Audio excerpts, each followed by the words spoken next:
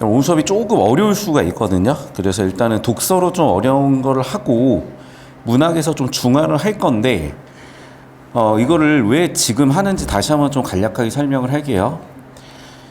일단 이 지역에서 많이 가는 학교들, 그러니까 우리가 결국엔 이제 좋은 대학 가려고 공부를 하고 있는 상태인 거니까, 그래서 이 지역에서 입시 결과가 좋은 학교들을 좀 우리가 한번 좀 보면 좀 이런 학교들이 있어요. 뭐 옛날이랑 좀 달라졌다 어떻다 얘기를 하는데 그건 이제 매년 당연한 얘기고. 자, 지금 여기 이제 포항제철고 빠져있긴 하는데 포항제철고도 좀 추가해야 될 것 같고, 근데 포항제철고가 예전에 비해서 약간 조금 주춤한 건지 아니면 놓친 건지 모르겠어요. 이 통계에서 제가 나중에 또 확인을 해볼게요. 그럼 이제 이 지역이 일단 대표적인 자사고라고 하면 해운대고잖아요. 그리고 추가적으로 현대초공고. 근데 여기는 이제 울산에 있으니까. 그리고 요즘에 이제 V1고까지 추가가 됐는데 V1은 아직 1회 선배들이 졸업을 안 했으니까 자사고로 바뀐 뒤로. 그리고 이제 문과는 이제 부산이고 이 정도인데, 이제 이런 학교들을 쭉 분석을 해봤을 때 어떤 시험들이 나오냐인데요. 대체적으로 전국의 대학을 잘 보내는 이런 자사고들은 시험이 그냥 방금 풀었었던 그런 지문이 나와요. 그래서 지금 이게 제가 작년부터 애들한테 이걸 자꾸 해야 된다고 얘기를 했었고, 근데 깜짝 놀랄 부분이죠. 왜냐하면 지금 이번 1학년 1학 기말 시험 범위에 브레튼 체제 지문, 글로벌 금융위기 지문, 그 다음에 여기 나와 있는 오버시팅 지문까지 나온 거야. 그럼 여러분은 내년 이맘때쯤에 얘가 소화가 돼 있어야 된다는 얘기잖아. 그러니까 할 게 사실은 굉장히 많아요. 그러니까 자사고를 입학하겠다고 생각을 하셨다면. 그런데 여기까지 소화가 되면 자사고에서 그냥 전교권이에요. 전교권 자사고는 거의 원하는 의대를 골라간다고 생각하면 의대를 가는 수준을 넘어서, 그러니까 우리가 비슷하게 되어 있으시면 되는데, 자, 결론은 뭐냐.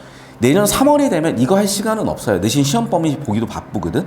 그 다음에 11월, 12월, 1월, 2월에는 1학년 올라가서 시험을 치게 되는 고전문학 작품이라든지 문법같이 좀 암기 위주로 하게 될 거예요. 그러면 도대체 얘는 언제 해놔야 되냐면 지금 해놔야 돼. 그래서 아까 이제 보여드렸다시피 저 이제 수강생들 중에는 결과가 좋은 친구들이 있는데, 현대초공고 전교 4등 하는 친구는 중2 때 고3 수업을 들어왔고 중3 때 재수생 수업을 들어와서 현대초공고 전교 4등을 했어요.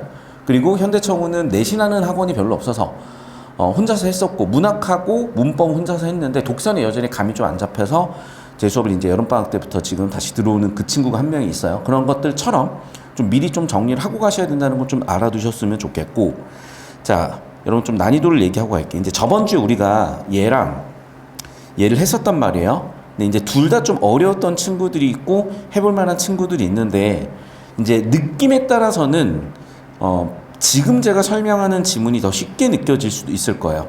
그래서 일단 한번 수업 들어보고 이해하는 정도를 좀 판단을 한 다음에 가보도록 할게. 자, 두 가지 측면인데 여러분, 첫 번째는 이거예요. 우리가 여기 나와 있는 첫 번째 단어 뜻을 알아야 돼. 그러니까 영어 단어 뜻을 외우잖아. 자, 그런데 영어 단어 뜻을 외우려면요, 그 단어의 개념이 머릿속에 있어야 돼요. 그러니까 예를 들면 여러분, 우리가 통화라는 개념은 처음 듣더라도 처리가 되는 이유가 머릿속에 있어. 통화는 돈이야, 돈. 쉽게 얘기하면. 또는 돈과 바꿔 쓸 수 있는 것들을 의미해요. 정책은 뭐 국가에서 하는 정부 정책 이런 거 아니겠어요?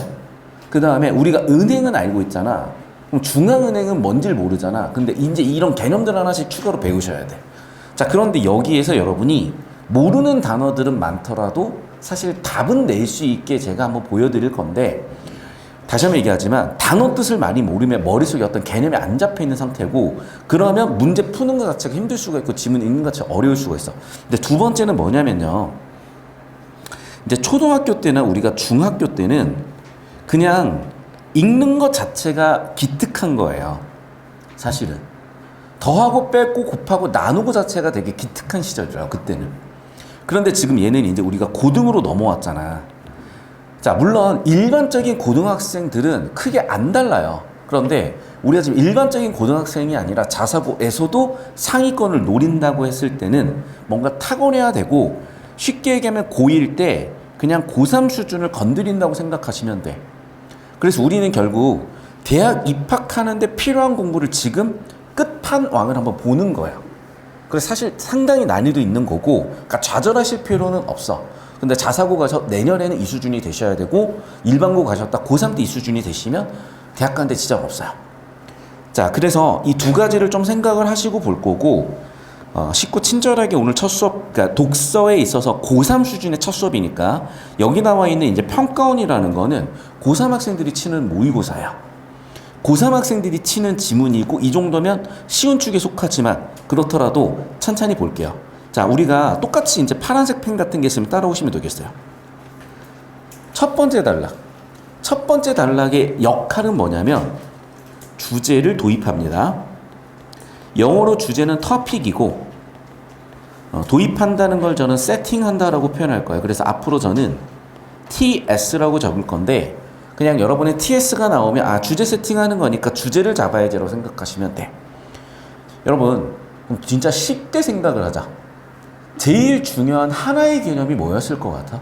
이 글 전체를 관통하는? 그렇죠. 통화정책이야. 1단락도 통화정책, 2단락도 통화정책이니까. 이게 일단 보여야 돼요. 그러니까 다른 어떤 정보보다 통화정책이라는 개념이 보여야 돼.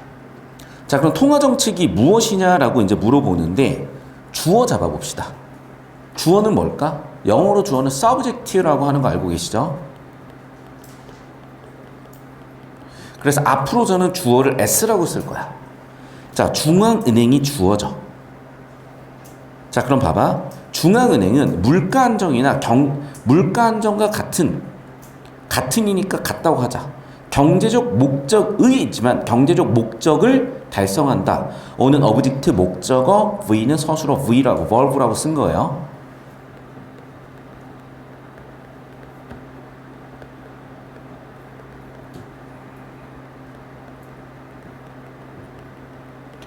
그래서 앞으로 제가 이제 빨간색 글씨로 SVOC 뭐 이런 걸 쓰면 문장 구조라고 생각을 하시고 영어에서 문장 구조 잡는 건 다 배우셨잖아. 그 다음에 파란색은 이제 국어에서 풀이 과정이라고 생각하시면 돼. 자, 그래서 보시면 중앙은행이 물가 안정을 달성하려고 해. 어떻게? 이자율이나 통화량을 목적어를 조절해가지고요. 자, 이제 이게 초등학교 때는 검정색 글씨로 읽고 끝이야. 근데 중2, 중3 때부터 슬슬 얘를 어떻게 배우냐면 자, 이자율과 통화량이 뭘 결정하니? 물가 안정에 영향을 주는 거죠. 자, 봐봐. 우리 원인과 결과라고 배우셨지. 그럼 봐. 이자율 통화량이 뭐가 되는 거예요? 원인이요. 목적이라고 나와 있잖아. 목적은 원인이야, 결과야? 결과죠. 여기까지 됐어요? 자, 그래서 이자율 통화량이 원인, 물가 안정이 결과인데, 자, 경제는 나중에 여러분이 진학하시면 알겠지만 경제학과는 사실상 수학과예요. 그러면 경제에서 어떤 원리가 나오면 얘는 무조건 물어보게 되어 있어. 그러니까 1단락에서 다른 걸 묻는 게 아니야, 얘들아. 원리를 물어. 원리는 원인과 결과고요. 원인과 결과를 물어봐요. 자, 그럼 봐. 원인은 뭐야? 이자율이야. 이자율과 같은 말은 금리라고 합니다. 자, 이자율과 금리를 가지고 뭘 조절해? 물가를 조절해요. 자, 그러면 더 읽어보니까 뭐라고 나와 있냐? 자, 이자율, 금리, 이자율, 물가상승률, 이자율, 물가상승률. 보였습니까? 자, 그럼 봐봐 얘들아. 이자율이 하락하면 물가상승률이 오른대. 다시 이자율이 금리가 하락하면 물가상승률이 오른대. 그럼 둘의 인과관계는 어떻게 되어 있는 거야? 이렇게 되어 있는 거야.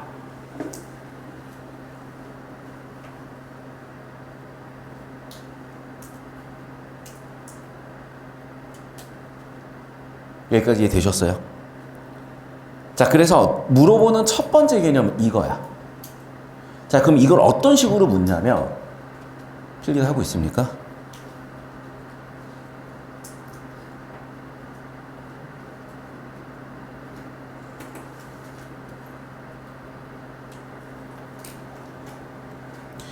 자, 여러분 여기서 보자. 퍼센트랑 퍼센트 포인트 개념이 좀 다르거든요. 나중에 자세히 설명하고 물가를요 3%에서 여기 이제 표로 왔어요. 여기 23번 표 3%에서 1%포인트 빼주면 2%가 돼요. 3%에서 1%포인트 빼주면 2%가 돼요. 자, 그럼 보시면 알겠지만 어떻게 해야 돼? 네, 여기 나와 있죠. 금리를 변화시키면 물가 상승률이 바뀐다고. 아까 배웠던 원리 뭐였어? 금리를 높이면 물가는 내린다고 했죠. 그럼 금리를 어떻게 했어? 1.5%포인트 높여줬더니 물가는 1%가 떨어지는 거잖아. 그러니까 물가 1%를 낮추려면 금리를 높여야 된다. 이 원리를 아까 1단락에서 뽑아왔어야 되겠죠. 1단락에 나와 있는 원리는 여기서 이렇게 작동을 하고 있는 거야. 그러니까 우리가 이제 사실 이제 단계별로 배워야 되긴 해요. 그러니까 솔직히 저는 초등학생, 중학생 공부를 많이 하는 거 원치는 않아. 나도 많이 안 했고. 그런데 어쩔 수가 없이 지금 입시는 고1 첫 시험부터 대학이 결정돼 버려요. 그래서 어떤 부모님들이 많냐면 고1 때 내신 안 나오면 자퇴를 시키거나 전학을 보내거나 또는 재입학을 시켜요. 1년 꿀리고. 왜냐면 대학 가려면 수시를 잘 봐야 되고 수시를 보려면 내신을 만들어야 되니까. 그래서 지금 늦어도 중3 이맘때는 시작을 해야 되는 거야. 됐죠? 여기까지? 자, 그 다음에 이제 1단락은 이렇게 물어봤고 2단락인데 2단락까지 주제가 이어지고 특히 주제가 여기서 보통 표시가 되는 경우가 많아요. 자, 그럼 그 주제는 뭘까? 통화정책이잖아. 근데 얘들아 봐봐. 중요한 건 정보의 관계야. 아까도 정보의 관계를 어떻게 물어봤었냐면 원인과 결과로 물어봤죠. 그럼 여기도 원인과 결과가 있을 건데 얘들아 효과가 원인일까 결과일까? 효과. 결과죠 당연히. 요건은 원인이야 결과야? 원인이지. 당연한 거야 이거는. 그러니까 이 당연한 게 안 들어오는 친구들은 시간을 가지고 공부를 하다 보면 들어와요. 그럼 얘들아 잘 봐. 결과를 두 개로 쪼개놨어. 원인을 두 개로 쪼개놨어. 원인을 두 개로 쪼개놨잖아. 자, 원인은 앞으로 제가 cause라고 쓸 거야. C. 선제성 1번, 정책 신뢰성 2번이에요. 선제성과 정책 신뢰성이 있어야 효과를 만든다며. 됐니? 자, 그럼 봐봐. 내가 지금도 중요하게 생각한 게 뭐냐면 주제인데 주제는 지금 뭐라고 했어? 통화정책이야. 그럼 통화정책에 뭘 묻고 싶어? 1단락은 원리였고 2단락은 인과관계예요. 정보 인과관계가 어떻게 돼? 원인과 결과가 있는데 원인에 해당하는 게 뭐였어요? 선제성과 정책 신뢰성이지. 자, 그럼 봐 얘들아. 원인을 두 개로 쪼개놨어? 결과를 두 개로 쪼개놨어? 원인을 두 개로 쪼개놨죠? 이게 출제 포인트 2번이야. 필기 됐어요? 그럼 첫 번째 문제 정답 1번이 바로 보여야지. 필기하고 보세요.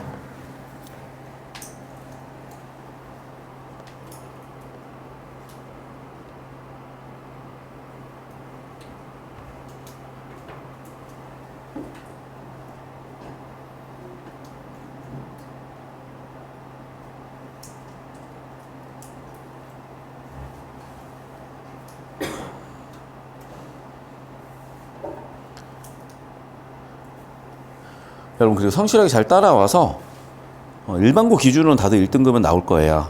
근데 이제 자사고 기준으로 갔을 때 1등급까지 나오려면 제가 얘기하는 수준까지 올라와야 되는데 지금 되게 성실하게 필기를 잘하고 있는 친구들이라 일반고 1등급은 충분히 나오겠네요.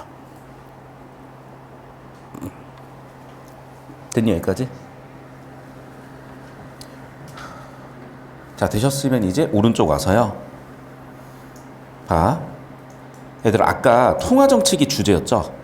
통화정책에 뭐를 두 종류로 나눴어? 원인이야 결과야? 그래. 그런데 목적은 원인이야 결과야? 결과잖아. 뭐라고 바꿨어야 돼? 요건으로 바꿨어야죠. 근데 이걸 내용일치로 검정색 글씨로 왔다 갔다 하는 게 아니라 내가 지금 형광펜을 쳐가지고 이렇게 처리해주는 이 풀이 과정이 있었기 때문에 바로 보이는 거예요. 그러니까 너희가 혼자 풀었을 때랑 사뭇 다른 난이도잖아. 너무 쉽잖아. 정답 나오는 게.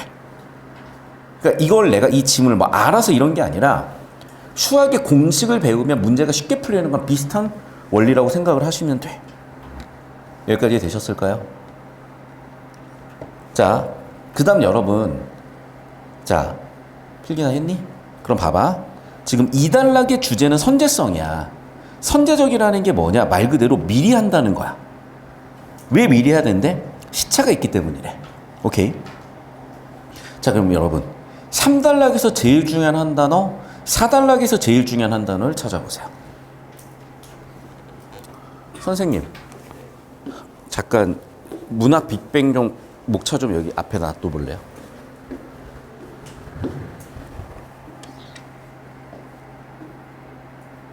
앞에 놔둬주세요.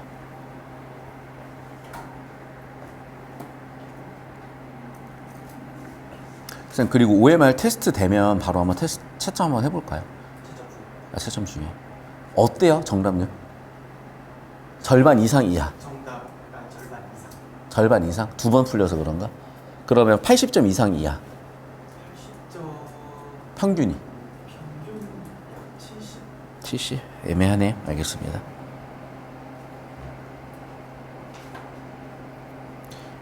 자, 찾았니? 두 가지죠. 밑줄까지 쳐놓은 거 보면 준칙주의랑 재량주의겠지. 근데 단어 뜻을 이해해야 되더라. 준칙주의는 뭐야? 무슨 일이 있어도 원칙을 준수하라 준칙주의야. 재량주의는 재량적 결과를 내라야. 답이 나와요. 자, 기억은 아까 얘기했죠. 뭐였다고? 원칙 준수야. 뭐보다? 결과 내는 것보다. 그래서 뭐라고 하는 거야? 준칙주의라고 한다고요.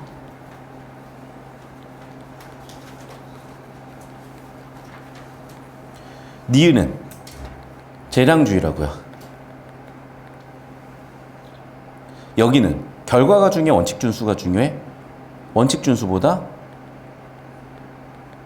결과가 중요하죠. 여기까지 됐어? 그러니까 정답 1번 끝이에요. 필기하고 읽어서 이해를 해야 돼.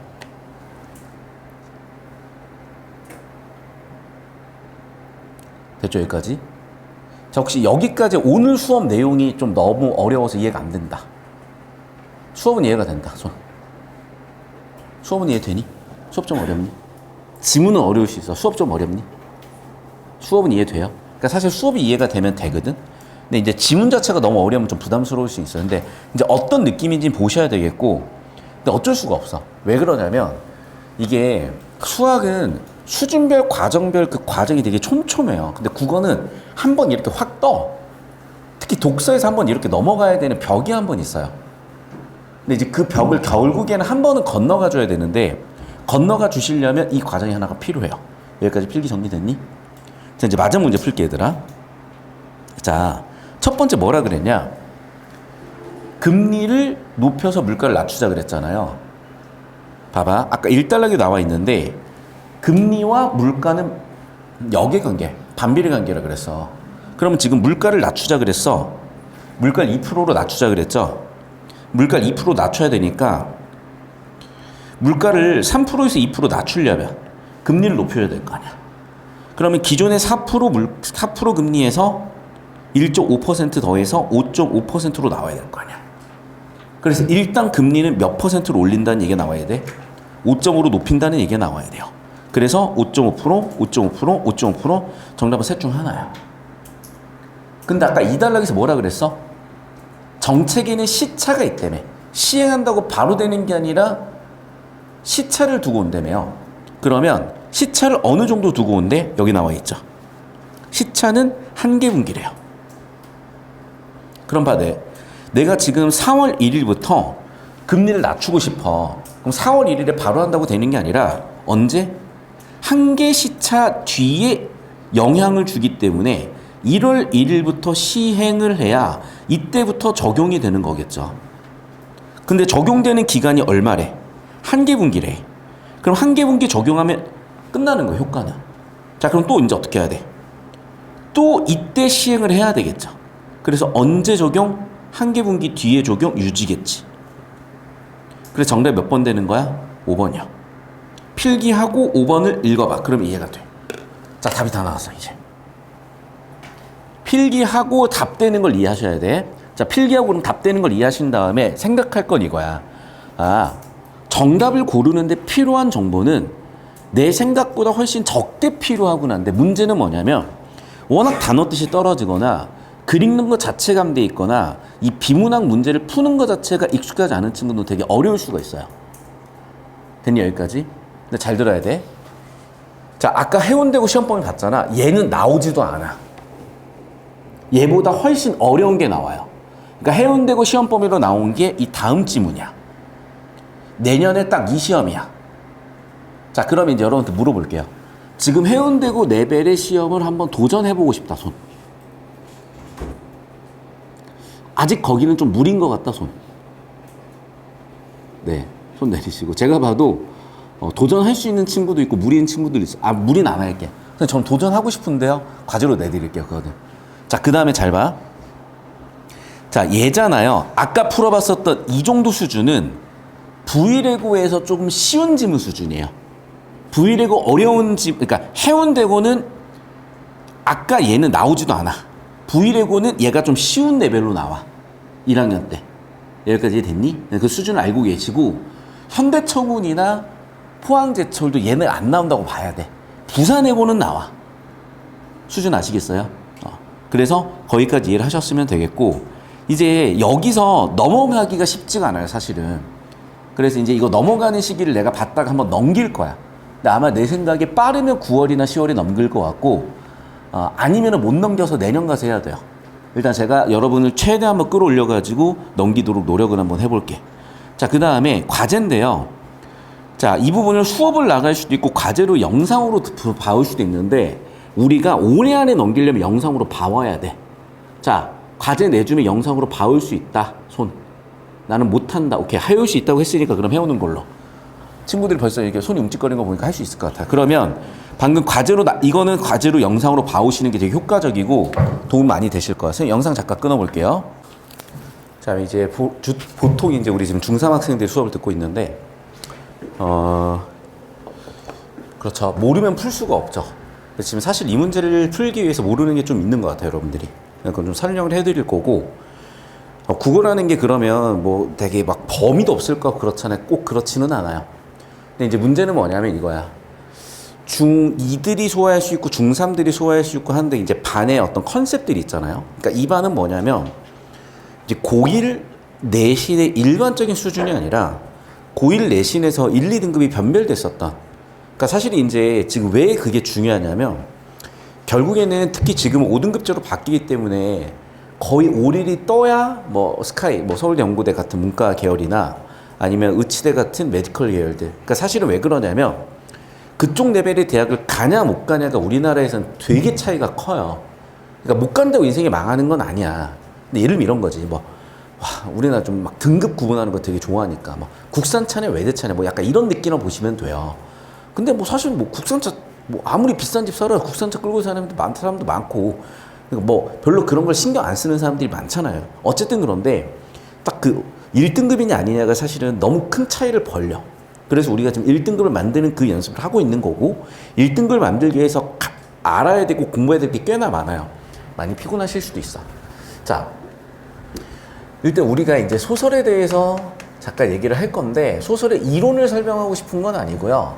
이제 문제풀이를 좀 보여드리기 위해서 이 문제를 풀기 위해서 꼭 알아야 되는 용어들이나 아까 우리가 이제 경제에서 정리를 했다시피 그런 기술적인 걸 배워보실 건데 첫 번째는 이거야. 이제 소설이 여러 가지 종류가 있거든요. 자, 일단 역사적 시기에 따라서도 구분을 할 수가 있어요. 자, 그러면 이제 이런 거지. 우리가 아마 이건 중학교 때 이미 개념에서 끝났어야 되는데 가장 오래된 문학이 뭐예요? 선사 시절의 문학은 없어, 얘들아. 선사는 뭐야? 역사 이전이야. 역사가 뭐야? 기록이지. 그러니까 선사 시절은 기록이 없어요. 그러니까 선사 시절의 문학은 없고, 그러면 역사는 언제부터야? 이제 고대죠. 그래서 우리는 고대 가요 이런 거 배웠어요. 그런데 소설 같은 산문은 사람들이 글을 길게 써야 되잖아. 그러니까 고대는 안 나와. 자, 그 다음은 뭐니? 중세로 넘어가야 되는 건데 이제 고대 가요가 있었고 그 다음에 향찰 같은 게 있었고 중세로 가게 되면 이제 구분을 하죠. 고려 가요가 있었죠. 그리고 고려 가요 이제 또 그다음 뭐 경기체가 이런 게 있은 다음에 조선으로 넘어가잖아. 자, 조선도 이제 그런데 이제 이 시기부터 중세 시기부터 이제 뭐부터 나오냐? 한문 소설부터 나와요. 그 나중에 나온 게 뭐야? 한글 소설이야. 자, 그럼 여기까지는 전부 다 뭐니? 고전이라고 하는 거지. 자, 그럼 역사적으로 봤을 때 1894년이 가보개혁, 가보경장을 배우셨을 거고 이때부터 현대문학이야. 자, 그럼 현대문학이 딱 시작이 되면서 이제 고전소설에서 현대소설로 넘어가잖아. 그런데 이 현대소설도 보시면 알겠지만 자, 봐봐. 이제 개화기가 있었겠죠.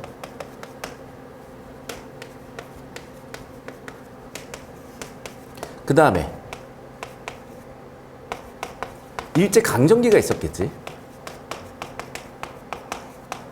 자, 그 다음에 뭐 6.25도 있었고 지금까지 쭉 왔을 거 아니야. 그럼 시대를 구분해 봤을 때 이때 주로 다뤘던 거, 이때 주로 다뤘던 게 다르지 않았겠어요? 자, 그럼 이미 역사를 알고 있으니까 자, 이 시기에 제일 큰 문제는 두 가지가 있었어요. 외적인 문제가 있었고 내적인 문제가 있었는데 외적인 문제는 이미 서구에 근대, 현대 문명이 들어오기 시작을 해. 그래서 니네가 뉴욕 같은 데 여행을 가서 저도 이제 그때 한번 좀 한 10년 전쯤에 맨하튼에서 유람선 한번 탔어요. 제일 좋았던 건 파리 유람선이 제일 좋았어. 딱 그 불이 꺼질 때쯤. 그러니까 불이 켜질 때쯤.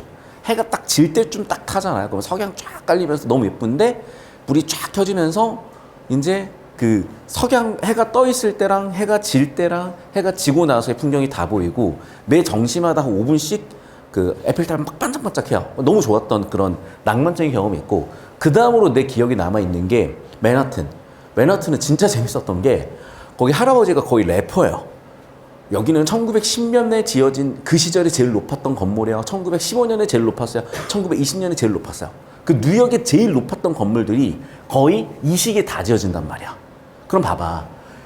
이미 얘네는 그때부터 지하철도 깔려 있었고요. 지금의 현대적 개념에 다 들어가 있었어. 그런데 그때 조선은 조총 쏘고 있었다니까. 물론 이쯤이었겠죠. 그때 동학농민군의 무장이 뭐였어. 그러다 보니까 일본의 게틀링건이라 그러죠. 그 게틀링건에 다 작살난 거잖아. 자, 그러면 이제 내적인 문제는 뭐냐면 중세 봉건제 사이의 한계야. 자, 그럼 얘들아 봐라. 우리나라에 배운 사람들은 무슨 생각을 했겠어? 전부 다? 그렇겠지. 야, 우리 외국 나가서 배워야 되겠다고 생각을 한 거예요. 그래서 한반도를 놓고 이쪽 방향으로 이 사람들은 어떤 가능성을 봤냐? 유학이라는 가능성을 본 거야. 선진 문물을, 카메라 이쪽으로 잡아주세요. 선진 문물을 배울 수 있는 기회라고 본 거야. 자, 반대로 이 사람들은 이쪽 방향으로 뭐라고 봤을까? 계몽의 기회라고 본 거예요. 선진 문물의 수용의 기회라고 본 거야. 자, 이거는 지금 긍정적으로 본 거야, 얘들아. 이거를 부정적으로 보면 이렇게 돼. 자, 이쪽 방향으로는 수탈이야. 이쪽 방향으로는 침략이야. 자, 그럼 봐봐. 자, 긍정이든 부정이든 전부 다 무엇을 통해서 이루어졌냐면 철도를 통해서 이루어졌어요. 그 시절에는. 여기까지 됐어? 그래서 이 시기에 철도라는 개념이 나오면 방금 내가 설명한 개념들이 들어와야 되고 어려울 수 있는데 여러분이 지금 중3이면 우리나라 국사에서 다 배운 내용 아니에요? 그래. 그래서 그 내용을 조합하시면 돼. 자, 그럼 그 상황이야. 선생님 카메라 이쪽으로 올까요? 자, 그럼 여러분 이 염상섭의 만세전이라는 이 소설은요, 첫 번째 특징이 뭐냐면 일단 인물, 소설이니까 이 인물이 약간은 조금 뭐랄까 모자란 애야. 왜 모자란 애냐면 일단 얘는 이제 조선에서 태어나서 전근대적인 조선에서 태어났어. 그러니까 어떻게 했냐? 애정 없는 조혼, 일찍 결혼을 하고 아마 결혼하고 일주일 만에 일본 유학을 와버렸어요. 일본 유학을 보낸 이유는 뭐겠어? 돈 좀 있는 집안이고 근대 학문을 배워오라는 거지. 그런데 벌써 보면 알겠지만 얘는 첫 번째 이거야. 전근대 조선이라는 것에서 전근대적인 조선이라는 것 좀 무력함을 느끼고, 두 번째는 자기의 애정, 결혼에서도 뭔가 원하는 걸 아니잖아. 그래서 얘는 두 가지 문제가 있었어요. 우리 인간은 이성과 감정의 존재잖아. 그럼 얘는 이성적으로도 뭔가 자기가 원한 게 아니고 감정적으로 원하지도 않았던 삶을 살다 보니까 결국엔 어떻게 됐어? 일본에 유학 와가지고 방황하는 상황이야. 자, 일단 인물이 이렇게 세팅이 돼요. 그리고 나서 이제 두 번째가 뭐가 있느냐? 사건이 나와. 어떤 사건이냐? 전부가 딱 와요. 8글자. 부인 위독, 긴급 귀국. 자, 어쨌든 애정도 없지만 부인이 위독하다는데 가만히 있어야 돼. 빨리 조선으로 돌아와야 돼. 상식적으로. 빨리 조선으로 와야 되잖아. 근데 얘는 정신이 나가네요. 그래서 어떻게 했냐? 빨리 집으로 가는 게 아니라 지가 꼬시려고 했었던 카페 알바 만나러 가요.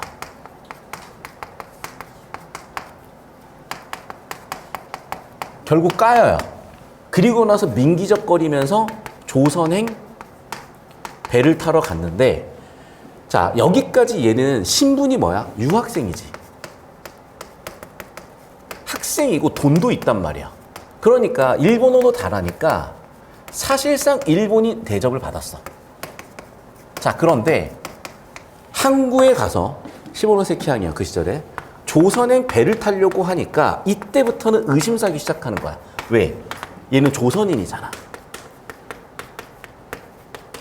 이때부터 얘는 긁히고 빡치기 시작을 하는 거야. 그러면서 이 다음 장면이 지금 나와 있는 이 장면이에요. 자, 그러면 이제 조선행 배를 탔고 이제 조선에 왔으니까 이제 부산항에 내려서 이제 집으로 가는 기차를 타야 될 거 아니야.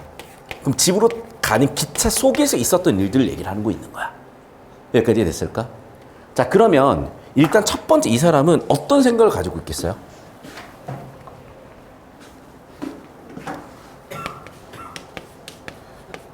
조선의 미개함을 비판해요. 우리가 지금 자꾸 이제 일본 탓을 한단 말이야. 그런데 봐봐. 일본한테 안 먹혔으면 러시아한테 먹혔든지 미국한테 먹혔든지 누구한테 먹혔을 거 아니야. 원래 야생이야. 그러니까 이 시절 계몽가들은 뭐라고 생각하는 거야? 조선이 약했다고 보는 거야. 두 번째는 뭐냐면, 자, 그럼 우리는 어떻게 해? 일본의 침략이 옳다는 게 아니라 어떻게 해야 돼? 스스로 강해져야지. 그걸 자강이라 그랬어. 자강. 스스로 잡자. 스스로 강해지자야. 그럼 얘들아 봐봐. 내 약점을 알아야 강해질 수 있잖아. 그래서 내 약점을 뭐하고 알고 그거를 개선하자, 이런 생각을 가지고 있었던 사람이에요. 여기까지 됐니? 이게 잡혀있으면 답이 다 나와, 얘들아. 자, 필기하세요. 이게 잡혀있으면 답이 다 나와. 그러니까 결국 무슨 얘기냐? 우리가 못 푸는 이유는 몰라서 못 푸는 거예요. 지식을 모르든 능력이 부족해서든.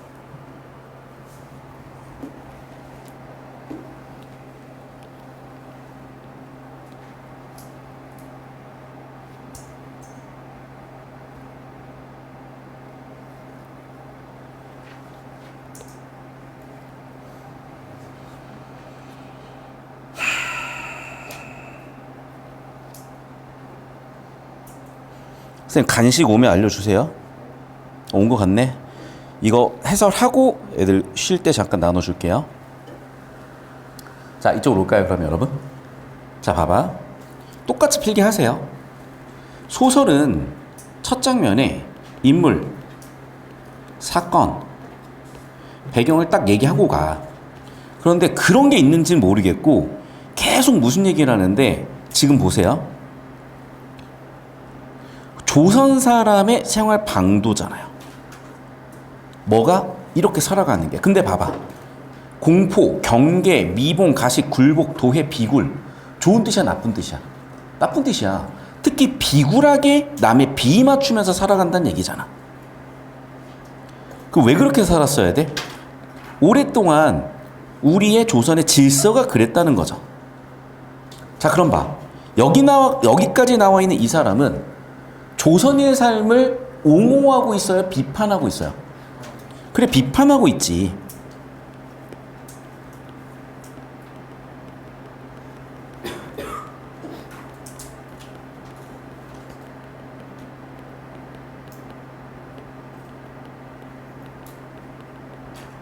자, 그럼 봐라 얘들아. 여기서 반어법이 쓰였다고요. 현명한 거야, 비판하고 싶은데 거꾸로 얘기한 거야. 어떻게 보면. 그래, 반어야 그러면 얘들아. 비판하고 싶다니까? 비판의 의도를 가지고 현명하다고 얘기를 한 거예요. 그럼 기본적으로 조선을 비판하고 있다는 생각을 해야 되는데 우리가 왜 못하는 거냐면 이게 조선시대, 자 봐봐. 이게 일제시대를 배경으로 하고 있으며 일제시대 사람들이 어떤 생각을 가지고 있는지 모르잖아. 똑같아 얘들아. 예를 들면 너희가 뭐 인스타를 하든 게임을 하든 친구들끼리 막 하는데 엄마는 모르는 게 있어. 인스타 하니? 친친 같은 거 있니 그러면? 그럼 봐봐. 엄마는 잘 몰라. 근데 너희는 그게 되게 중요한 거야. 요즘 그리고 인스타가 좀 바뀌어가지고 옛날에 막 보면 인스타 막 올려놓잖아요. 사실 저도 인스타 올리는 거 별로 안 좋아해. 근데 제 인스타 가면 묻어다 있는 게 왜 그러냐면 뭐 저도 뭐 썸 비슷한 걸 하고 있을 거 아니야? 뭐 연애를 하고 있을 수도 있고. 그러면 이제 썸녀 때문에 물론 이제 안 믿을 수 있겠지만 뭐 썸녀 때문에든 여자친구들 때문이든 해놔야 되는 것들이 있어요. 그런데 이제 요즘의 느낌은 뭐냐면 애들이 100명 이하로 유지하는 거. 인스타에 게시물이 없는 게 간지래매. 자, 그럼 봐. 그걸 세대마다 이해를 못 하듯이 똑같은 거야. 근데 우리는 어쨌든 풀어야 되잖아. 100년 전 사람의 생각을 읽어와야 되잖아. 별게 없다고요. 100년 전 사람의 생각을 읽을 줄 안다. 바꿔 얘기하잖아. 왜 도대체 지금의 20대에서 30대 넘어가는 애들은 인스타에 그렇게 목을 거는지. 왜 40대는 인스타에다가 소설을 쓰고 있고 스레드에다 글을 이만큼씩 쓰고 있고 논문을 쓰고 있고 페이스북을 보면 아주 그냥 논문을 써놓는지를 니네는 이해를 못하지만 이해를 해야 된다고 생각을 하면 이해를 또 해봐야 될 것이고 그게 100년 전 사람들 이해하는 그런 방법이라고요. 여기까지 이해됐어? 자, 그럼 봐 얘들아. 100년 전에는 조선인들이 스스로 자기의 문제 원인을 분석하고 비판하고 있구나야. 자, 그럼 여기까지 되셨으면 이제 샵2로 넘어갈 거거든요. 샵2로 넘어가 보자. 이제 대화 장면이 나와요. 그럼 대화 장면에 인물들을 동그라미 쳐보면 청년이 나오는데 뭔가 지금 눈치를 보고 있죠. 자, 근데 봐봐. 갑자기 뭐가 나와 있어? 공동묘지. 공동묘지.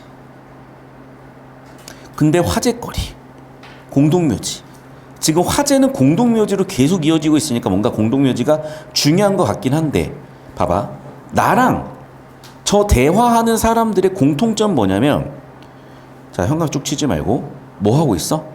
눈치를 보고 있죠. 눈치를 보고 있죠. 자, 그럼 봐봐. 둘 다 눈치를 보고 있는데 누구 눈치를 보고 있냐고. 나왔잖아.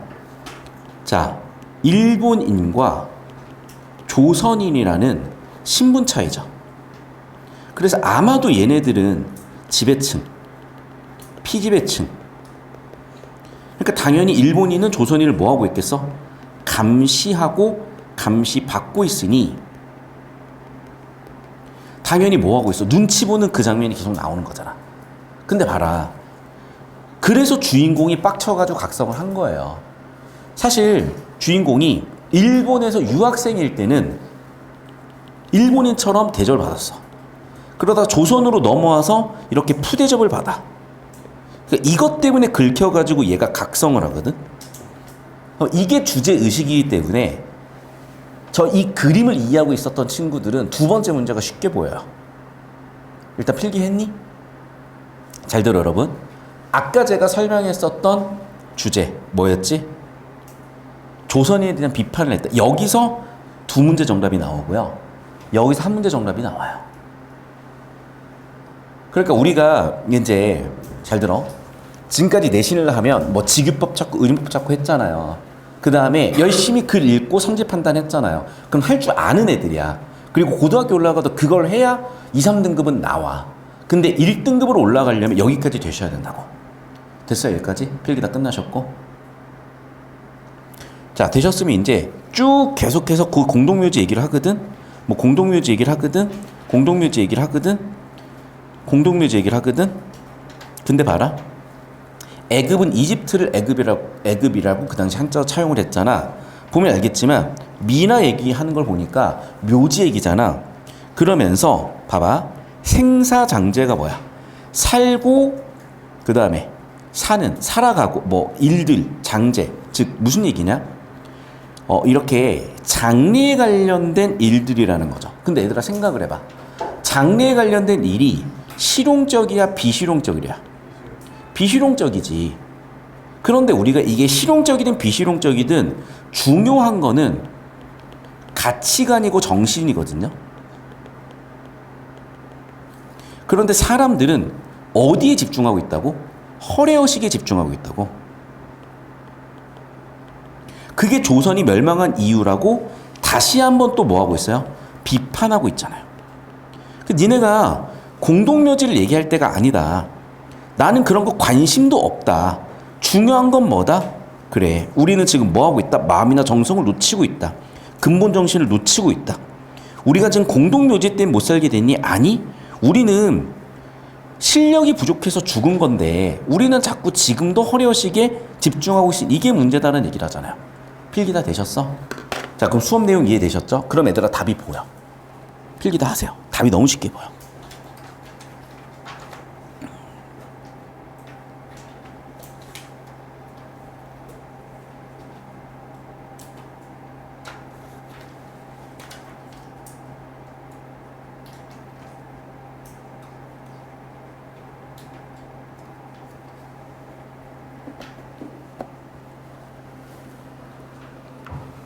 자, 그럼 얘들아 첫 번째 문제 볼게요. 잘 봐. 지금 뭐 하고 있어? 조선 비판이라 그랬잖아요. 이번 끝이야. 그럼 봐. 세태는 뭐야? 세상의 상태를 세태라고 해.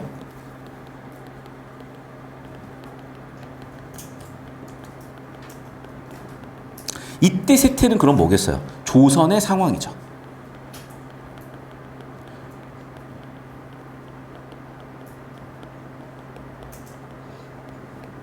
누굴 비판하고 있어? 원인을 조선인의 처세술.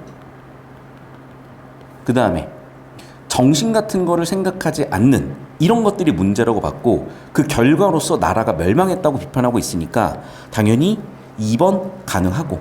됐냐 여기까지? 그럼 여러분이 이제 냉소를 몰라서 틀릴 수도 있는 거야. 혹시 냉소 같은 걸 몰라서 틀린 것 같다.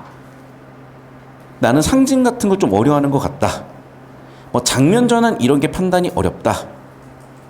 뭐 입체적이다, 병렬이다. 자, 지금 녹색 형광펜이 조금이라도 어려운 사람 괜찮아요. 손 드세요.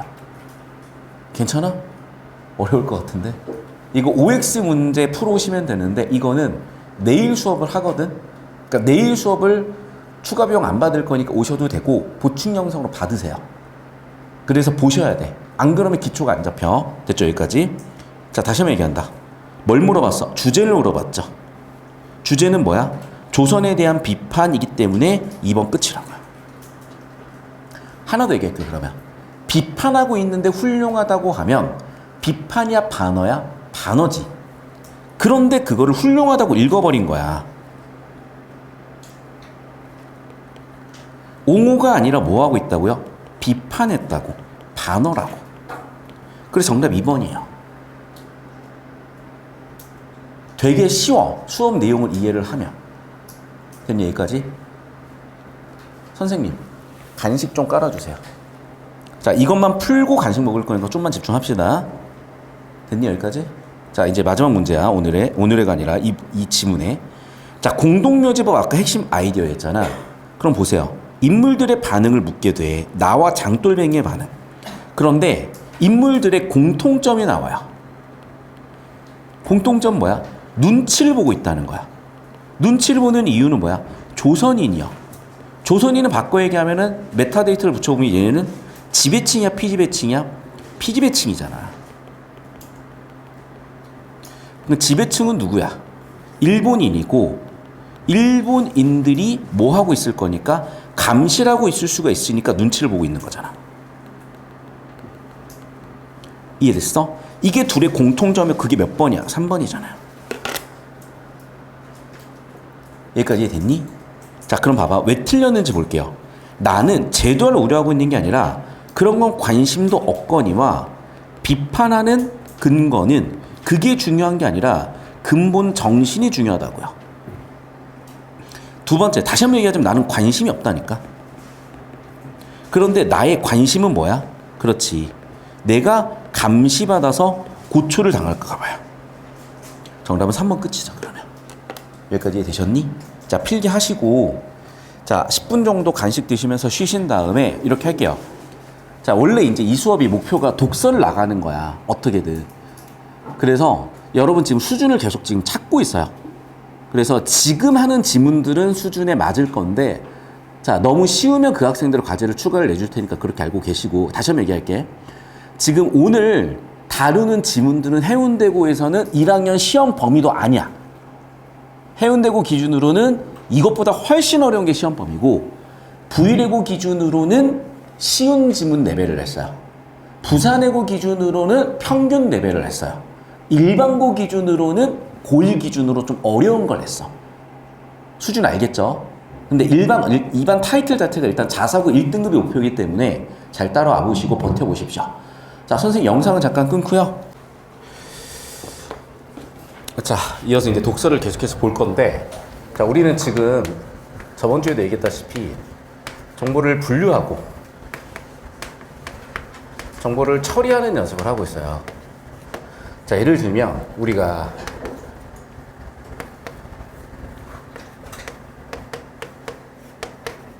이렇게 막 나열돼 있으면 얘는 아무 의미가 없거든. 자, 그런데 얘를 이런 식으로 처리를 하는 거죠. 여러분이 이제 수능 기준으로 배우는 수의 체계는 복소수 체계로 배우실 거고, 그냥 들으시면 돼요. 그냥 모르셔도. A 플러스 B, I 꼴로 표현이 되거든. 근데 여기서 중요한 게 이거야. 이게 이제 수능 문법 지문에도 나오기 시작을 한 건데, 자, 수를 분류할 때요, 어떤 기준에 따라서 전체 집합을 분류한 거예요. 자, 그래서 이쪽을 실수, 이쪽을 허수라고 하고, 지금 뭐 선행을 한 친구들 안 한 친구들 들으시면 되고, 고1 수학이에요. 자, 여기서 이제 허수로 분류하는 건 뭐냐면 B가 0이 아닐 때예요. B가 0일 때는 일단 실수로 분류야. 자, 그럼 봐봐. 이 복소수 체계의 허수는 B가 0이 아닐 때인데, 그 중에서 어떤 애가 있냐? A가 0인 애들이 있어요. 그럼 B가 0이 아니고 A가 0인 애들, 이런 걸 우리는 뭐라고 하냐면 순허수라고 해요. 그럼 봐봐. 지금 A, B의 부호에 따라 가지고 이렇게 분류했잖아. 실수도 알다시피 뭐와 뭐로 나누니? 유리수와 무리수로 나뉘는 걸 알죠? 무리수는 또 어떻게 나눠요? 정수가 아닌 유리수와 정수로 나누죠. 자, 이런 식으로 분류 체계를 아셔야 된다고. 여기까지 되셨어? 자, 그럼 여러분 4페이지를 이렇게 분류 체계로 분류하세요. 할 줄 알잖아. 자, 그럼 4페이지에 나와 있는 이 독서 지문을 이 분류 체계에 따라서 분류하셔야 돼요. 빨리 해.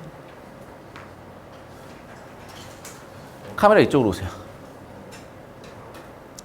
4페이지에 있는 정보들을 이 분류 체계로 분류하라고.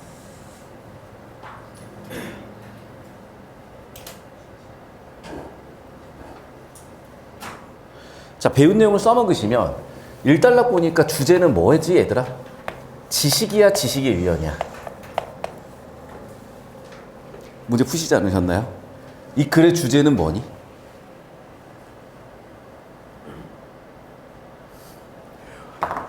다 알고 있는 거 아니었어? 아니, 수업을 안 듣고 있길래 다 아는 줄 알고. 여러분 봐. 4페이지 이거 푼 거 맞죠? 제일 많이 반복된다가 뭐예요? 안다라는 단어 또는 지식이라는 단어인데, 봐봐. 주어, 지식의 유형은 맞니? 그럼 지식의 유형을 뭐로 나눴어요?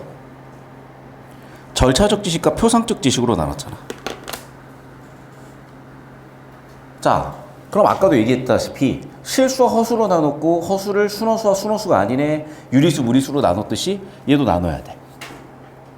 분류하세요.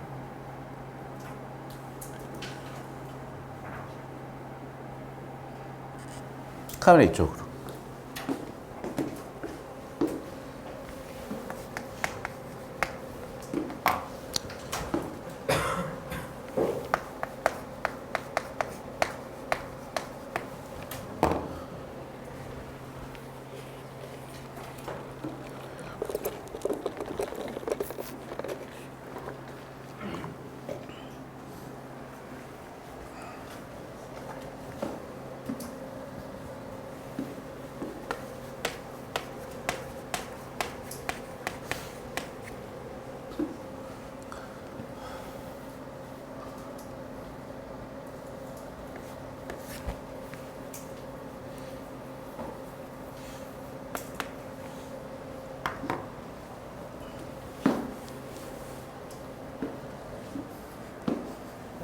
자, 봅시다.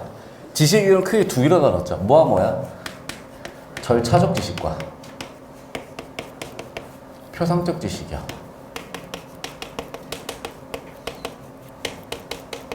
자, 절차적 지식은 능력의 소유라 그랬고 여기는 정보의 소유라고 했잖아. 자, 그런데 2단락의 주제는 뭐예요? 절차적 지식에 표상적 지식에 영향을 주냐, 주지 않는다. 3단락 주제는 뭐니? 반대로 표상적 지식이 절차적 지식에 영향을 주냐, 안 준다예요. 자, 그리고 이제 4단락 주제로 가. 4단락 주제는, 자, 그러면 4단락, 5단락 주제인데 그 표상적 지식은 또 어떻게 나뉘니?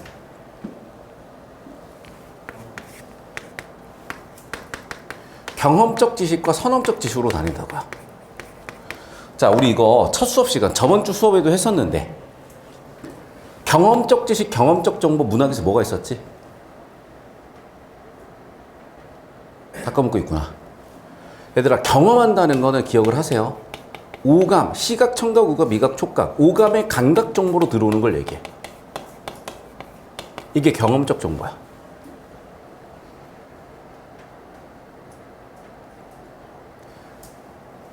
자, 예를 들면 커피맛 사탕이라고 하면 커피 맛이라는 미각이죠.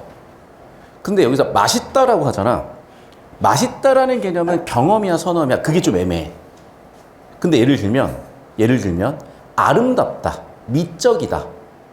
자, 아름다운 사람을 미적이다라고 했다. 그러면 봐봐. 아름다운 사람을 시각적으로 봤으면 경험이지만 아름답다라는 개념이 머릿속에 있잖아요. 보여줄 수가 없어. 내 머릿속에 있는 아름다움과 니네 머릿속에 있는 아름다움이 다르거든. 그러면 그런 애들은 선험이 되는 거야. 시각, 청각, 우각, 미각, 촉각 등으로 표현할 수가 없으니까. 그래서 정보를 이렇게 두 개로 분류를 해야 돼요. 자, 그러면 지문이 그대로 나와 있어. 자, 여기서 이제 시작이거든. 자, 이제 여러분 지금 다 배우셨으니까 자, 이쪽으로 오겠습니다. 우리 인류가 이제 고대, 중세, 근대, 현대를 거치면서 진화 발전을 했을 거예요. 근데 중요한 게 이거야, 얘들아. 중세 때의 진리는 전부 다 어디에 있었냐면 종교 경전에 있었어요. 자, 그래서 종교 경전에 있는 내용과 완벽하게 동치명제냐 아니냐를 끄집어내는 게 중요했고 집중하고 필기하세요. 그래서 중세 때는 뭐만 가지고 있었냐면 연역법만 가지고 다뤘어요. 자, 그래서 대표적인 연역법 중에 하나가 뭐가 있었냐? 야, 종교 경전에 써있네. 천동설이라고. 왜? 자, 신이 있어. 신의 아들이 살고 있어. 인간이. 어디에? 지구에. 그러면 신의 아들이 살고 있는 인간이 사는 지구가 우주의 중심이어야 되지 않겠어? 그럴듯하네. 자, 근데 문제는 근데 과학기술이 발달하면서 이렇게 고대부터 중세까지 이어졌던 이게요. 잠깐만. 나는 관찰을 해봤단 말이야. 관찰이라는 게 시각정보잖아. 그래서 귀납법, 경험주의를 했어요. 경험적 지식을 살펴봤어.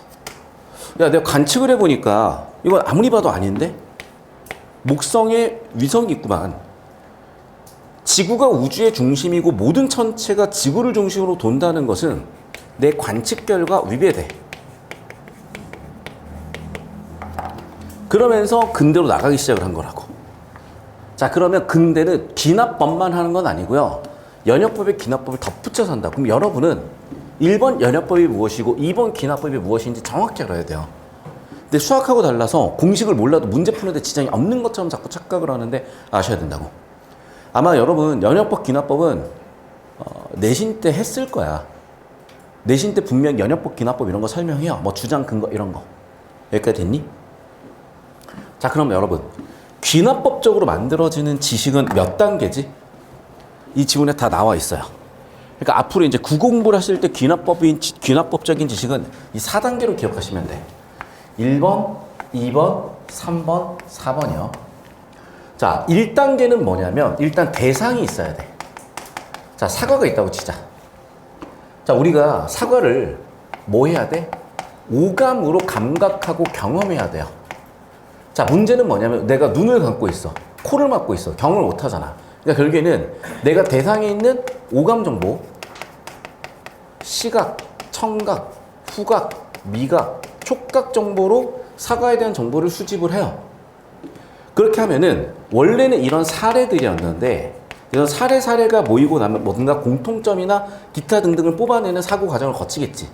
그래서 내가 사고 과정을 거쳐. 어떤 사고 과정을 거쳐? 귀납적이라는 사고 과정을 거쳐요. 그래서 우리는 사과처럼 생긴 애들을 보면 이건 사과구나라고 자연세계에 대한 일반 법칙을 만들어낸다고. 이 4단계는 기억하십시오. 대상, 뭐라고요? 구체적인 사례들을 감각 경험에서 귀납적 사고를 통해 우리는 일반 법칙에 다다른다. 여기까지 되셨니? 이렇게 하시고.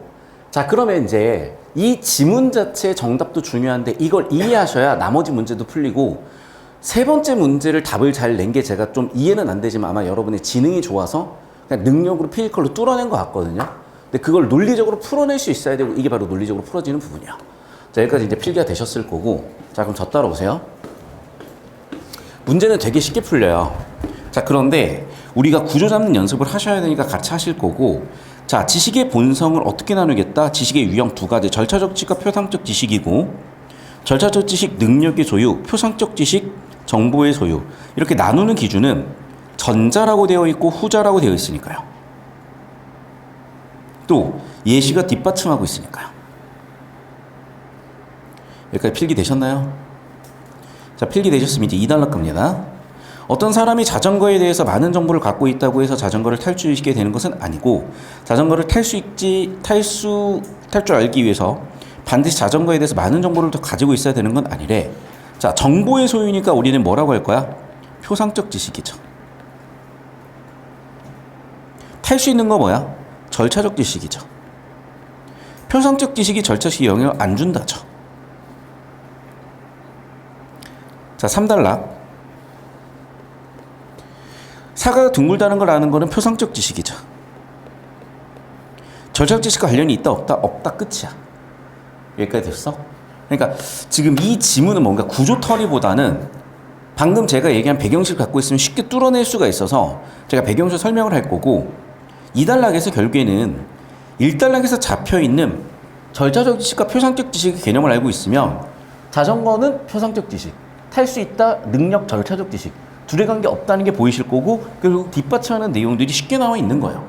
근데 이게 안 읽히는 거는 왜 그런 거냐? 글을 읽는 것 자체가 어렵거나 단어가 어렵거나 한데 경험하다 보면 익숙해져요. 자, 계속해서 3단락. 자, 표상적 지식이라 그랬잖아. 근데 이 표상적 지식이 할 수 있게 된다 능력, 절차적 지식이죠. 영향을 주나 안 준다? 안 준다야. 다시 한번. 표상적 지식은 절차식이 영향을 안 준다야. 4단락. 알겠어. 자, 그런데 이제 표상적 지식은 또 두 가지로 나눴죠. 경험적 지식과 선험적 지식이요. 됐니, 여기까지?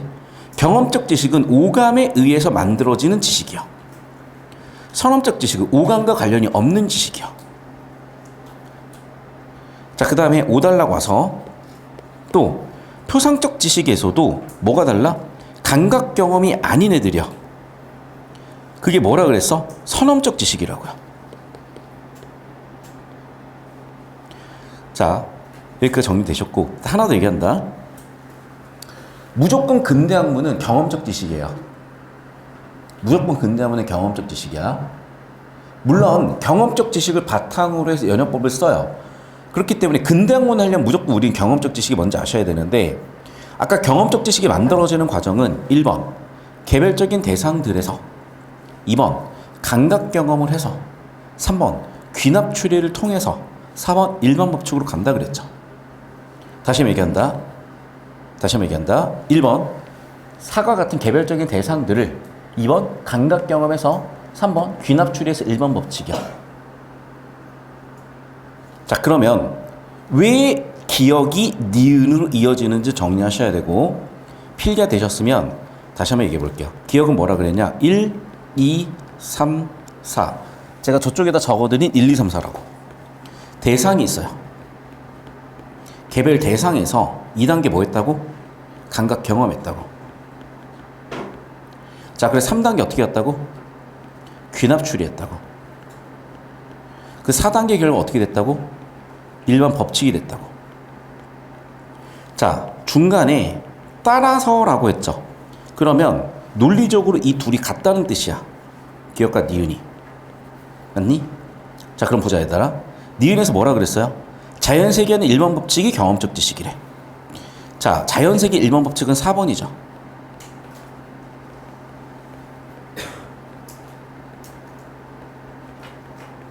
뭐래요? 경험적 지식이래. 경험적 지식은 2번이잖아. 다시.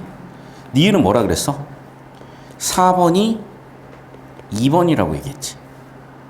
그럼 얘들아 봐봐. 4번하고 2번이 같으려면 우리는 사가가 있어야 오감으로 겪어서 귀납 추리에서 일반 법칙까지 가는 이 일방향이잖아. 그러면 2번에서 3번으로 넘어가는 게 귀납 추리를 중간에 거쳐야 되는데, 자, 질문이에요. 얘랑 얘랑 동일하려면 3번이 두 개를 같게 해야 되겠어요? 확장시켜야 되겠어요? 축소해야 되겠어요? 2번하고 4번이 같으려면 중간에 3번 단계는 아무것도 안 해야 돼? 확대해야 돼? 축소해야 돼? 아무것도 안 해야지. 그래서 정답이 3번이라고요.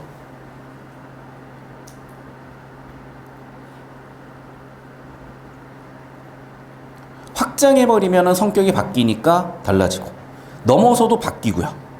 도출되지 않으면 당연히 다른 애들이 되고요. 다시 한번 얘기하자면 1, 2, 3, 4단계인데 귀납 추리는 3단계 이후에 4단계인데 4단계에 3단계가 기초하고 있다 순서가 바뀐 거고. 다시 한번 얘기한다. 지식의 경험적 성격 2번을 3번이 안 바꾸고 4번으로 넘겨줘야 2번과 4번이 같아진다고. 됐니, 여기까지? 자, 필기하셨고 벽을 느끼는 건가 혹시? 부지런히 해보세요. 하다 보면 돼요, 여러분. 이제 나랑 독서 한 3지문 4지문 보고 있잖아. 근데 이걸 결국 뚫어야 돼. 그러니까 이거를 여러분 뭐 언제든 한 번은 뚫어야 되는데, 아까도 얘기했지만 자사고는 1학년 때부터 이게 되어 있어야 돼요. 그러니까 자사고를 안 갈 거면 상관없어. 그러니까 자사고를 갈 거면 이걸 하셔야 돼요. 자사고를 갈 거면요, 그냥 이게 되어 있어야 돼요. 이거 자사고에 나오지도 않아. 이 수준은 자사고 문제도 아니야. 일반고에 나올까 말까. 그리고 요즘 일반고도 여고 같은 경우에는 내요. 애들 변별해야 되니까. 물론 이제 여고에 내더라도 쉬운 걸 내고 한두 지문 내니까 외워버리는 애들이 있는데 점수가 안 나오죠. 자, 그럼 봐, 얘들아. 능력은 아까 뭐라 그랬어? 절차적 지식이죠. 정보의 소유는 뭐라 그랬어? 표상적 지식이죠. 기반이 안 된다 그랬었고 정답 2번 끝나겠네. 그러면 표상적 지식이 특정 능력, 특정 수행 능력, 즉 절차적 지식으로 간다 안 간다? 안 간다 그랬죠. 자, 경험적 지식은 표상적 지식의 일종이다? 속한다 그랬죠. 감각경험의 사례를 근거로, 그렇죠. 감각경험 뭐야? 경험적 지식. 선험적 지식은 상관이 없는 애지. 경험이 아닌 애. 자, 얘들아, 여기 C라고 쓰는 거는 여집합 여사건의 의미예요. 경험이 아니라는 뜻이야. 정답 2번 어렵지 않게 나왔고. 필기했니? 자, 이제 마지막 문제다. 자, 정보의 소유죠. 얘도 정보의 소유죠. 3번은 강영욱 씨거든. 아, 요즘 안 나오시더라.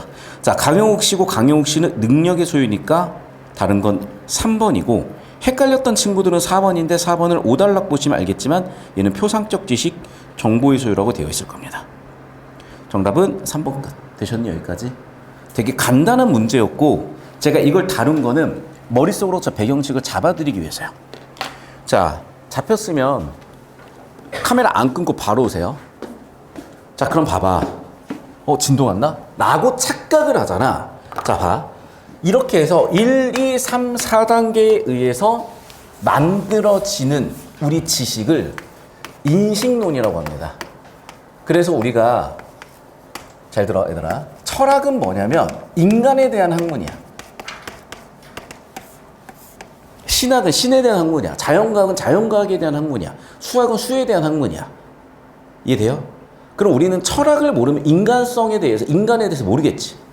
그러면 철학의 시작은 인식론이야. 근데 문제는 논리적으로도 따져야 되는데, 우리는 논리적으로 따지려면 인식론의 한계에 대해서 자꾸 비판을 해봐야 돼. 그게 바로 회의론이에요. 그래서 첫 번째 질문은 인식론, 두 번째 질문은 회의론이야. 회의를 해보면 이런 거야. 불을 꺼볼까요? 녹색이었던 사과가 검정색이 돼요.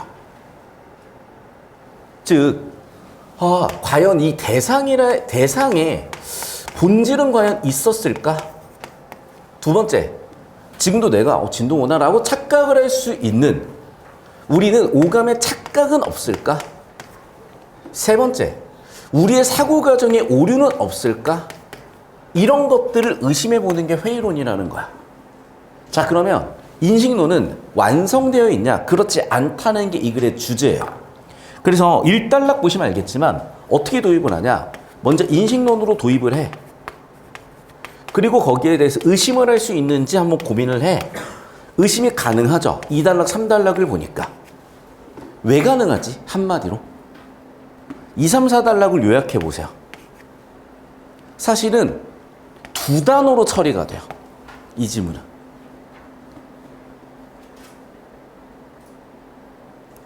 그럼 답이 또 다 나와.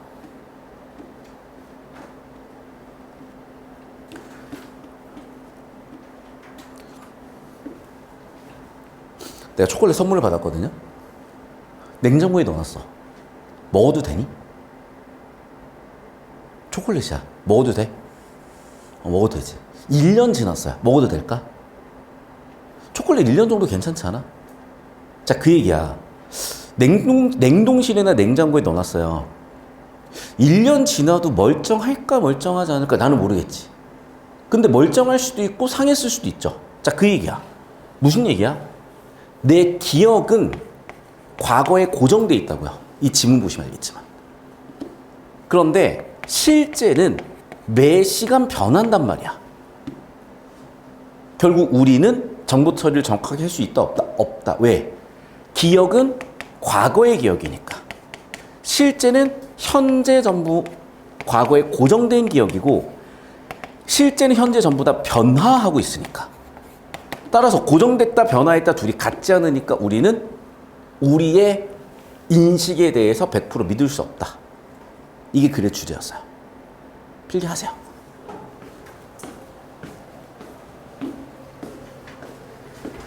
지금 카메라 끝을 저기로 잡으시면 돼요. 한번 해보세요.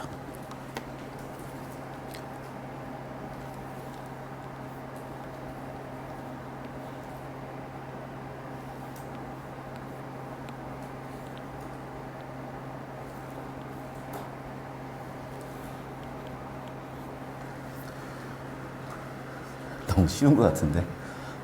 너무 쉬우면 여러분 월반 시킬게요. 월반. 자, 1단락 봅시다. 자, 주제 세팅 단락이거든. 자, 배운 대로 순서대로 가자. 1. 세상을, 사례를. 2. 오감으로. 3. 귀납 추론을 통해서 4번 인식한다요. 6페이지다 얘들아. 다시 1. 특수한 것들을. 2. 감각하여. 3. 사고한 뒤에. 4. 일반화한다요. 자, 그러면 우리는 이것을 통해서 총체적 인식할 수 있냐라고 물어봤지. 대답해 봅시다. 총체적 인식으로 도달할 수 있니 없니? 없다가 대답이거든. 자, 그럼 없다를 어떻게 설명하냐? 자, 예시로서 설명을 하겠대요. 그래서 뭐라고 했냐? 여기까지 정보를 토대로 여기까지 왔대요. 뭐 그러려고 해요. 근데 3단락 가기 앞서서 바로 이쪽으로 와볼게 얘들아. 우리가 이 사과라는 정보를 처리하는 단계를 여기 나와 있는 이 2단락 가지고 적용을 했으니까 차근차근 볼게. 자, 색깔, 모양, 크기 순서대로예요. 그러면 내가 T1에서 색깔, T2에서 모양, T3에서 크기를 처리하겠죠. 자, 그럼 다시 봐 얘들아. 우리가 자, 실제 T1일 때 D1이라는 정보가 들어와요. 그리고 나의 기억 속에, 나의 관념 속에서는 T1은 D1으로 존재해요. 자, 근데 봐.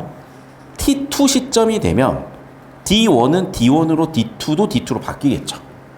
왜냐면 봐봐. 사과가 처음에 녹색이었지만 익으면 빨간색으로 바뀌잖아. 그러니까 시간이 지나면 녹색에서 빨간색으로 바뀌었을 거라고. 그런데 우리 관념 속에서는 어떻게 되냐? T2가 됐을 때 D2를 추가하지만 D1은 T1 시점으로 고정을 해버린다니까. 이게 오류의 이유라고 지문에 나왔잖아. 자, T3 시점이 되면 어떻게 돼요? D1, D2, D3 다 바뀐다니까. 이게 한 달 놔둬봐. 모양도 썩어가지고 한 군데가 찌그러지기 시작을 할 거 아니야.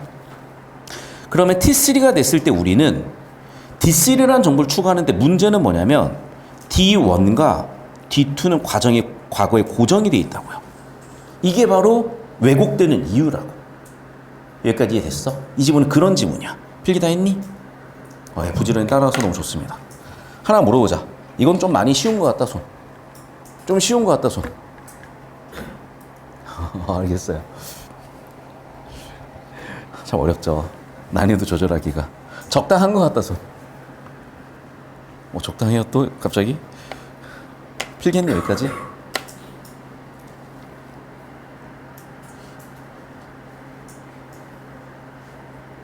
자, 그럼 봐, 얘들아. 봐. 색깔을 보는 시점은 T1이죠. 그런데 크기는 T3에 들어오는 정보니까 당연히 없죠. T1일 때는 D3 정보를 알 수가 있어, 없어? 맞잖아. D1, D2, D3까지 다 들어와야 되는데 D2, D3가 없으니까 당연히 알 수 없죠. 자, 모양을 보는 시점, T2를 보는 시점이죠. 색깔은 변했다. 실제 색깔은 변했지. 자, T2. 모양을 보는 시점에 색깔의 관념은 기억으로 남아서 실제는 변화하고 기억에서는 고정되어 있죠. 그래, 그 얘기야. 자, 크기를 보는 시점에 모양의 관념, 기억은 고정이라니까. 그럼 정답 몇 번이요? 그래서 5번이 되는 거예요. 여기까지 이해됐니? 필기하시고. 자, 그러면 주제는 뭐예요? 실제는 변화하는데 우리의 관념과 기억은 고정되고 있잖아. 정답 1번이죠, 그러면. 이 강의실이 어제나 저번 주나 지금이나 똑같아 보이지만 실제로는 변했을걸? 뭐가 변했을까? 예를 들면 저 뒤에 전등이 하나가 꺼져 있겠지. 물론 거짓말이에요. 그런데 꺼져 있을 수도 있지. 그러니까 봐봐. 저번 주 강의실 그대로 이번 주 강의실이 아닐 수도 있잖아요. 이해됐니? 그 얘기예요. 답이 다 나와버렸네. 자, 그러면 이 글의 주제는 뭐야? 그렇죠. 기억은 고정, 실제는 변화. 4번이죠. 다시 봐봐. 감각적 지식의 형성 과정이 1번 뭐야? 사례를, 대상을. 2번 뭐야? 오감 경험에서. 3번 뭐야? 귀납 추리해서. 4번 뭐야? 일반적 지식으로 끌고 가는데 얘가 어떤 한계가 있어? 실제는 변화하지만 관념은 고정되기 때문에 여기서 생기는 한계가 이거더라. 정답은 4번이더라요. 여기까지 되셨습니까? 자, 필기 정리하시고. 됐죠? 네. 그럼 답은 일단 다 나왔던 거고. 자, 다시 한번 얘기해 볼게요. 그래서 정리하면은 여기 나와 있죠. 이러한 관념들은 변하지 않는다. 실제는 변했다. 관념들은 그대로다. 따라서 한계가 있다. 한계는 문제의 프라블럼에 P를 쓸게요.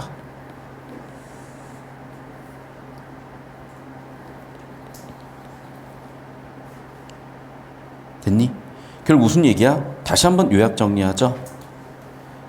연속적으로 현실은 변화한다. 하지만 우리는 변하지 않는 것으로 고정시키는 게 문제 원인이다.